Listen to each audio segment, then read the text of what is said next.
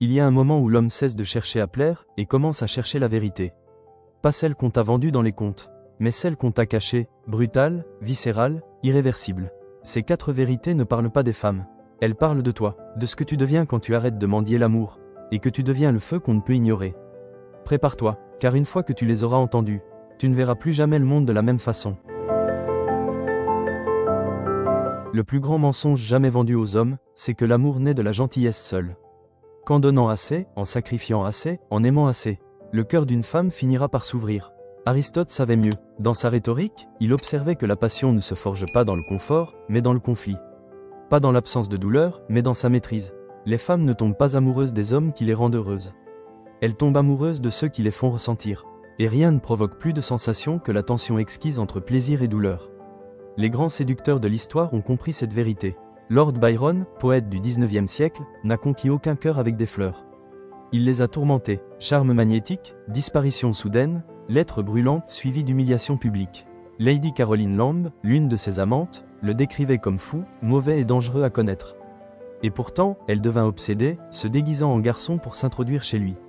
Avant de se taillader les poignets lorsqu'il la rejeta. Ce n'était pas de l'amour, c'était de l'addiction. Et cela révèle un secret sombre, les femmes se lient par les montagnes russes émotionnelles, pas par la stabilité.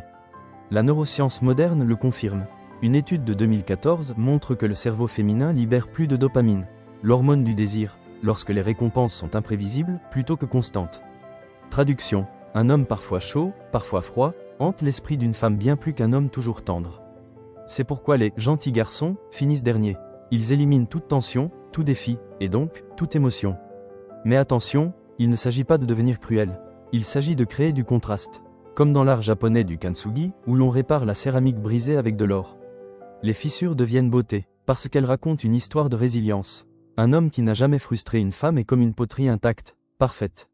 Mais oubliable. Regarde Napoléon et Joséphine. Leur relation était faite de jalousie brûlante, de retrouvailles explosives, de séparations déchirantes. Et pourtant, sur son lit de mort, Joséphine murmura son nom. C'est ça, l'empreinte émotionnelle. Elle grave un homme dans l'âme d'une femme. Alors, comment l'appliquer sans devenir un monstre? Par l'imprévisibilité contrôlée. Pas de l'indifférence, mais une attention sélective. Pas de la cruauté, mais des standards intransigeants. Repousse-la juste assez pour qu'elle te poursuive. Retire ton affection juste assez pour qu'elle en souffre. Comme un musicien, tu joues les silences entre les notes, ceux qui rendent la mélodie inoubliable. Car voici la vérité brutale que peu avouent. Les femmes se souviennent plus longtemps de l'homme qui les a fait pleurer que de celui qui les a fait sourire. Mais la douleur émotionnelle n'est que la moitié de l'équation. Et si je te disais qu'il existe un interrupteur biologique dans l'esprit féminin, un déclencheur primitif qui, une fois activé, rend sa loyauté inébranlable? La prochaine vérité dévoilera la psychologie interdite de la dévotion féminine. Et pourquoi la plupart des hommes ne savent même pas qu'elle existe. Il existe un moment dans la vie de chaque femme où quelque chose bascule. Où le feu de l'attraction primitive commence à s'éteindre. Non pas à cause de l'homme qu'elle rencontre, mais à cause du moment où elle le rencontre. Aristote n'en parle jamais directement, mais ses réflexions sur les saisons de la vie en révèlent l'écho. Le désir féminin n'est pas éternel. Il a une durée biologique limitée. Et si tu ne le saisis pas au bon moment, aucune richesse, aucun statut, aucun charme ne pourra rallumer ce que le temps a consumé. L'histoire murmure cette vérité dans les ruines des mariages morts et des passions oubliées. Regarde Catherine la Grande. Jeune, elle brûlait ses amants avec une intensité féroce. Des hommes comme Sergueï Soltikov, qui l'attiraient par le danger et l'imprévisibilité. Mais à 40 ans, ses goûts changent. Ses amants deviennent plus jeunes, plus dociles, plus décoratifs. Le feu s'est transformé en calcul froid. Ce n'était pas un échec personnel. C'était la biologie. Une étude de 2022 publiée dans Human Nature révèle que, vers la trentaine, l'attirance des femmes pour les hommes dominants chute brutalement, tandis que leur préférence pour les partenaires stables et nourriciers grimpe. Les chercheurs appellent cela le basculement vers le soignant, un pivot subconscient du désir vers la sécurité, à mesure que la fertilité décline. Mais ce que personne ne dit, c'est que ce changement n'est pas seulement hormonal. C'est aussi émotionnel. La femme qui a passé ses meilleures années avec un homme gentil mais sans passion le regrettera. Celle qui a poursuivi l'excitation sans engagement panique quand ses options s'effondrent. Et l'homme qui la rencontre après ce basculement ne connaîtra jamais la version d'elle capable d'aimer follement, seulement celle qui aime raisonnablement. C'est pourquoi le timing est tout. Les anciens Grecs le savaient. Dans le culte d'Aphrodite Pandémo, déesse de l'amour charnel, les jeunes femmes célébraient une passion frénétique, irrationnelle. Parce qu'ils savaient, le désir féminin culmine tôt, puis s'éteint comme une braise mourante. Ce n'est pas de la misogynie, c'est de la physiologie. Les IRM montrent que le cerveau des jeunes femmes réagit 2 fois plus intensément aux stimuli érotiques que celui des femmes plus âgées.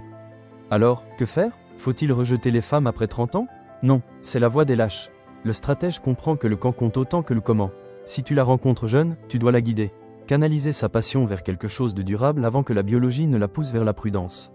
Si tu la rencontres plus tard, accepte que son désir ne sera jamais aussi brûlant. Mais qu'il peut être profond. Et si tu es l'homme qu'elle a choisi par défaut, Dieu te vienne en aide.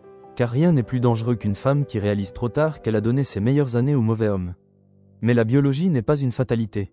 Et si je te disais qu'il existe une force capable de surpasser même les instincts primaires d'une femme?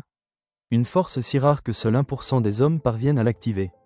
La prochaine vérité dévoilera le secret ultime de l'attraction durable. Et pourquoi la plupart des hommes ne l'atteindront jamais. Il arrive un moment dans la vie d'un homme où une question s'impose. Pourquoi devrait-elle te choisir? Pas quand tu es jeune et affamé. Pas quand la chimie brûle à blanc. Mais des années plus tard, quand le feu de l'attraction s'est réduit à des braises. Aristote écrivait que le bonheur dépend de nous-mêmes. Mais il n'est pas allé assez loin. Une femme ne reste pas pour ton bonheur. Elle reste pour ce que tu incarnes. Et la seule chose assez puissante pour transcender la biologie, le temps et les circonstances. C'est une mission si profonde que ta simple présence lui rappelle qu'elle fait partie de quelque chose d'épique. Les grands hommes de l'histoire l'ont compris. Alexandre le Grand n'a pas seulement conquis le monde. Il l'a séduit. Ses soldats le suivaient pour la gloire, pas pour l'or. Et les femmes se pressaient dans son lit bien après que sa beauté ait fané. Parce qu'il n'était pas juste un homme. Il était une force du destin. Compare cela à la chute de Napoléon. Au sommet, Joséphine pleurait ses départs. À la fin, elle le trahit sans hésiter. La différence? Pas l'âge, pas le pouvoir, mais le sens. Napoléon perdit sa mission. De libérateur, il devint tyran. Et avec elle, il perdit le magnétisme qui faisait vibrer les cœurs. La science moderne confirme cette vérité. Une étude de 2023 révèle que les femmes privilégient la trajectoire perçue d'un homme plutôt que son statut actuel. Traduction: un artiste fauché avec une vision est plus attirant qu'un comptable confortable sans ambition. Encore plus révélateur, des IRM montrent que l'attraction féminine explose quand un homme parle de sa mission, et s'éteint quand il parle de sa routine. Ce n'est pas de la romance, c'est de l'adoration. C'est pourquoi des hommes comme Steve Jobs, imparfaits, parfois cruels, inspiraient une loyauté fanatique. Ils ne vivaient pas simplement, ils bâtissaient des légendes. Mais là où la plupart échouent, c'est en confondant objectif et mission. Un objectif dit « je veux gagner 6 chiffres ». Une mission dit « je vais transformer la façon dont les gens pensent l'argent ». Un objectif dit « je veux me marier ». Une mission dit « je vais bâtir une dynastie familiale qui me survivra ». La différence? L'un est personnel, l'autre est mythique. Et les femmes ne veulent pas juste faire partie de ta vie. Elles veulent faire partie de ton histoire. Comment trouver ta mission? Regarde le concept japonais d'ikigai. L'intersection entre ce que tu aimes, ce que tu maîtrises, et ce dont le monde a besoin. Ta mission n'est ni un métier ni un passe-temps. C'est ce qui te fait te lever quand tout fait mal et que personne ne regarde. C'est ce qui te rend dangereux pour les hommes médiocres et irrésistible pour les femmes. Car voici le secret, une femme sent quand un homme vit pour quelque chose de plus grand que lui. Et cette gravité n'attire pas seulement, elle retient, mais même une mission ne suffit pas. Et si je te disais qu'il existe une vérité finale, si brutale, si révélatrice? Qu'elle ne changera pas seulement ta vision des femmes, mais ta vision de toi-même. Voici la pilule la plus difficile à avaler. La vérité qui détruit chaque conte romantique qu'on t'a vendu. L'amour d'une femme n'a jamais été censé être ton but ultime. Aristote l'avait pressenti lorsqu'il écrivait que la pire forme d'inégalité est de vouloir rendre égales des choses qui ne le sont pas. Mais le monde moderne a perverti ce principe. On t'a conditionné à croire que ta valeur dépend de ton pouvoir à être choisi, par les femmes, par la société, par les autres. C'est la grande illusion. Les Grecs ne sculptaient pas des statues pour des hommes aimés. Ils les érigeaient pour ceux qui façonnaient la réalité. Et quelque part, tu as oublié que tu es né pour construire, pas pour supplier. Regarde Héraclès. Il n'a pas accompli ses 12 travaux pour séduire une femme, mais pour expier ses fautes. Quand la reine Amphiléa l'humilia en le forçant à porter des vêtements féminins, il ne s'est pas effondré. Il s'est révélé, parce qu'il n'avait pas besoin de son approbation pour connaître sa propre force. Compare-le à Orphée. Il a tout fait, comme il faut, il a aimé, sacrifié, supplié les dieux. Mais au moment crucial, il a regardé en arrière. Il a cherché de l'assurance. Et dans ce geste de faiblesse, il l'a perdu à jamais. La leçon n'était pas sur l'amour. Elle était sur la possession de soi. La psychologie moderne confirme ce principe. Une étude de 2021 montre que les hommes qui tirent leur estime d'eux-mêmes de la validation extérieure, notamment des relations amoureuses, souffrent davantage de dépression et d'anxiété. Pourquoi? Parce qu'ils ont été trompés. Ils croient que être choisi est le but. Mais les femmes, comme tous les êtres humains, sont attirées par ceux qui n'ont pas besoin d'elles. C'est pourquoi l'obsession de récupérer une femme échoue. L'homme qui voit la femme comme un trophée a déjà perdu. Car aucune femme digne de ce nom ne veut être un prix. Elle veut être l'alliée d'une grandeur qui brûle avec ou sans elle. Les hommes légendaires l'ont compris. Hannibal n'a pas traversé les Alpes pour impressionner une femme. Léonard de Vinci n'a pas peint la Joconde pour plaire. Ils étaient possédés par une mission. Et c'est précisément ce qui les rendait irrésistibles. Alors, quelle est la solution? Abandonner les femmes? Non, c'est la réaction d'un garçon blessé. La réponse mature, c'est de comprendre que l'attraction féminine n'est pas le but. C'est le résidu d'une vie vécue à pleine puissance. Arrête de demander « Est-ce qu'elle m'aime ?» Commence à demander « Est-ce que je suis l'homme que je respecte ?» Car quand tu deviens la tempête, le vent te suit. C'est ça, la libération finale. Tu n'as jamais été destiné à être choisi. Tu étais destiné à te choisir toi-même. Et quand tu le fais, le monde n'aura d'autre choix que de te suivre.